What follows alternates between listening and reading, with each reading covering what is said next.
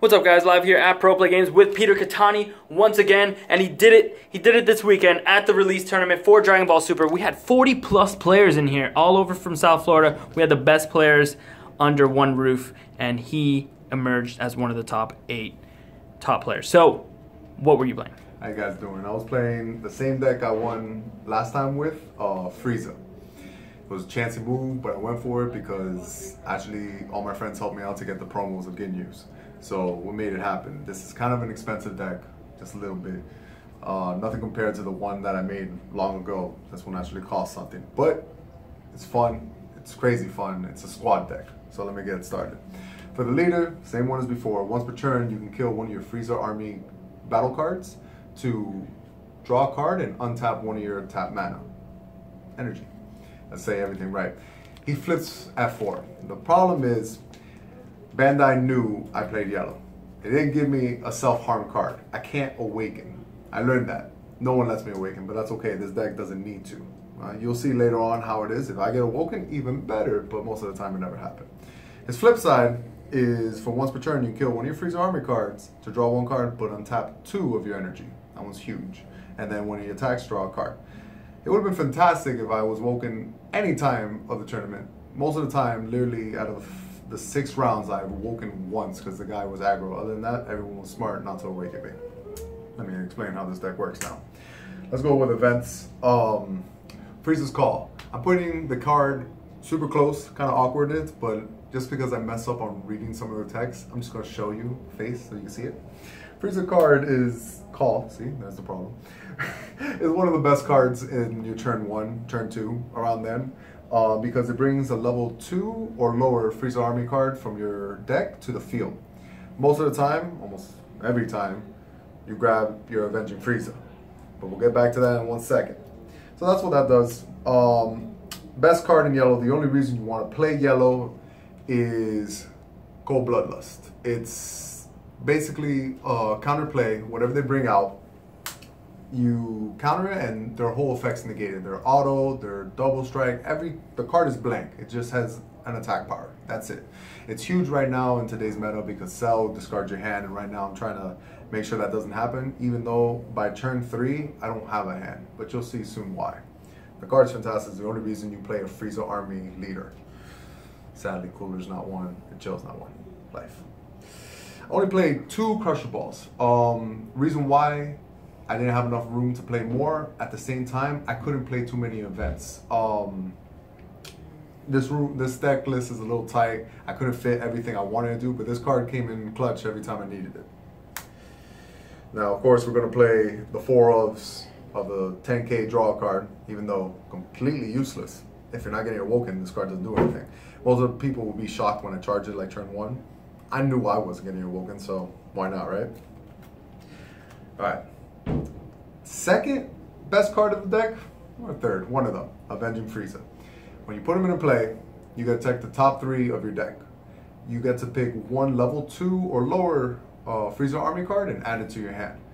This deck I try to make, it's I believe 25 level 2 and lower, so I have half the chance to hit something. If I don't, I feel like I'm about to lose, to be honest. But most of the time, this thing always hit for me. I was super lucky that game. My turn 1s were always like one of this in hand and this in hand. So turn 1 would be play this, search for this card, play it, try to get a plus, hopefully. And then with the leader, kill the Frieza that I just got, draw a card, untap, then play this one, get another plus. So my turn 1, I started with 1 mana and 6 cards in hand. It was very helpful. Next card, Sorbet, I think, maybe. He's a blocker. He's a drop 1. His ability is during battle, so either in your turn or your opponent's anytime in combo. But once per turn, you can discard 1 card to grab the top 2 cards of your deck and put them into the combo zone. If they're events, they're useless. But if it's a 5k or 10k, they're fantastic. You don't even have to pay for the 10k. So it's a really good card. It's just chancy sometimes, but it's worth it. Later on, you're going to see why. Now, I'm just going to explain the squad. This is the squad. The Ginyu Force. This was the deck. This was the whole deck. By turn 3, I would drop maybe 5, 6 of these on the board. I'll show you the card that does that. It's amazing, but we're playing a squad deck. Goldo, what he does is he's a blocker for level 1 with only 2,000 attack, but when he comes into play, you can put a level 2 or lower of your opponent's battle cards into rest position. So if they had a blocker, put it in rest, keep on attacking. Most of the time, I'll just do that just to bring it out and then kill it off to draw 1 card and untap again. This card was very helpful.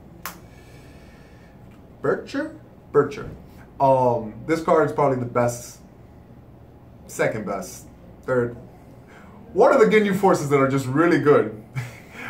Basically, when he's in rest at the end of the turn, he goes back to active. So unless they use a kill spell, kill or cell leader, this guy always stayed on the board. Always a fact that lets me be aggressive and safe so they don't kill it. Raccoon.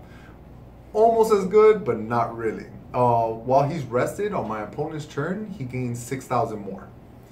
So he's a 16 hitter. So all the 15s trying to swing, they'll pump it to 20. All I have to do is waste a 5 to save it. I want as many Ginyu forces on the field as possible. You'll see later why. And Jace. This card normally sucks, to be honest.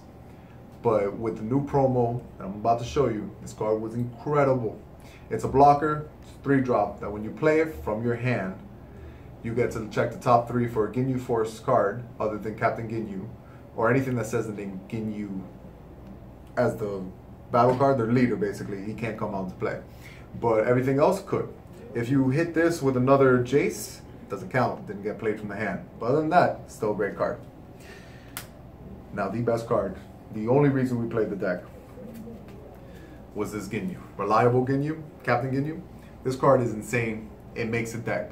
What he does is he's a 3-drop. When it comes into play, you can play all your Ginyu Force other than Captain Ginyu from your hand to the field. Everything. So if I have a whole grip of Ginyu Force, and that's what I try to do, I try not to charge any of them. I want to play as many as I can. They're only 10Ks, but we can pump them. I would just drop a board. So from nothing, because most of the time I would have nothing like turn 2, to turn 3, just out of nowhere, a swarm. And they couldn't do anything. Like, whoa, what are you playing? This card was incredible. He also has an ability that all your Captain Ginyus from your hand have evolved for 5. So the 6-drop I'm about to show you can come out turn 5 if him or another card stays in board. I'm going to show you the next one. Also, he's 15K. All the Ginyu forces are 10, but since he's the captain, he's 15. That's fantastic. This beauty, this promo, it's a dash promo, it's a squad. This card is considered to be Goldo, Raccoon, Jace, Bircher, and Captain Ginyu all together in this one card. So this card can't play it because it has the name Ginyu and it's treated as that. But when you play this card, or when you use it in combo, you get to pump all Ginyu forces by 5,000. That's huge. All your 10Ks that you just pumped out turn 3, you just made them 15s. Now your opponent has trouble. If it wasn't for Sensu being such a strong card, this deck would be insane. But that card exists, and sometimes you just have to play around it. You pump out, you see what they have, okay, start over next turn. What was crazy about this is I'll play it, he'll be at 25 pumping up the team, and the following turn, if they didn't kill it for whatever reason, I can combo with it and just pump up the team again. So it almost has 2 uses for it.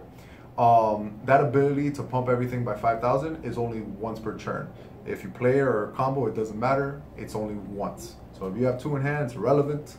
You can only do this once per turn. It costs 1 and only pumps for 5,000, but when you think about its effect, technically it's pumping for a lot more. This is like Red Goku, the promo that pumps everyone by 5,000. This is the equivalent for yellow. We'll work with it. Now the Captain Ginyu. It's 25,000. When it comes into play, you pump all your Ginyu forces by 10,000 and give him double strike. That includes him. So from 25, he'll go to 35. He's a 6-drop, but with his beautiful ability, if he stays on the board, it could be a 5-drop. If you have this on the board, and let's say this one, technically you wouldn't evolve over this one, but you can. It is Ginyu. You're allowed to evolve over this one because it has a name. But you always would try this, but people are smart, they would normally kill it. And the last card that you can decide what you want to do with it. Suit is 15 2-drop. I use this only to charge. With Avenging Frieza, I wanted to hit a card, guaranteed, because I kept missing. I had too much events and just too big of high drops since he can't hit 3 or higher. So I put that card instead of like another big Captain Ginyu, so I have at least half my deck able to hit. It worked out. Sometimes I'll miss, cried a little bit, but it's okay. Still won, you know, top 8, yeah. But you can decide what you want to do with it, but you got to take into account whatever you put. Try to make it a 2 or less. Yellow doesn't have too much. The biggest problem with yellow is it doesn't self-harm. But other than that, when you bring out a board and just kept swinging with 15s, it didn't matter if I awoken, it still worked. I also was able to do draw power because I'll kill whatever I felt was going to die anyway. So if I swung with Jace, he's only going to be 10 on my opponent's turn. I might as well just kill it, draw a card, and see what I do with it. This deck was just very effective. The reason I played the Frieza leader over Captain Ginyu. Captain Ginyu is fantastic. It hurts himself, draws cards. It's a great leader. The only problem I had with him was I felt like I was tapping out. Like, I understand you don't have to be aggressive, you can play control, and theoretically you can do that. But with this leader, I was able to kill whatever I needed. Like, let's say I'll drop this, drop the team, and then drop little Goldo. That was the guy that's gonna die. So now I just have a board and one untapped energy to play Cold Bloodlust or Crushing Ball on my opponent's turn. Or, worst comes to worst, I was able to combo with this turn 3 just to swarm tremendously. It worked all around, it worked incredible. Also, a really cool play, let me just tell you this for a second. So when it's used for combo, if you hit it by sorbet, sometimes I'll chance it, and one time I got lucky, yeah. It still pumps everyone, and it's incredible too, because I'll be even on your opponent's turn. So when they're attacking your 10Ks, you're like, all right, let me risk it. You play this, cool. All of a sudden, your whole Ginyu force of 15, now they're harder to kill. Most of the time, they just didn't see it coming. But yeah, this is what I topped 8 with. I believe I lost one time, and it was a top deck, beautiful top deck, great games. The games are the best when they are asking for one card and then you get it. I swung for 35, I pumped everything, 35. He had 2 cards in hand, you have it. He had a Sensu Bean and a Piccolo, 10K draw card. That puts him at 30. It has to be a 10K to put it at 40, a 5K wouldn't do it, an event wouldn't do it. He drew 10K, life, but it was a great game, had a great time. But yeah, this is the deck list I got top 8 with, and yeah. All right, thanks again, man. We'll see you with a lot more deck profiles in the future. Congrats again on another miraculous top. That was a great competition out there. Like I said, 40+ players, and you got in there with Ginyu. It's not even a deck right now. So really appreciate your deck techs. Glad to see that you put so much testing into it, and we'll see you next time, man.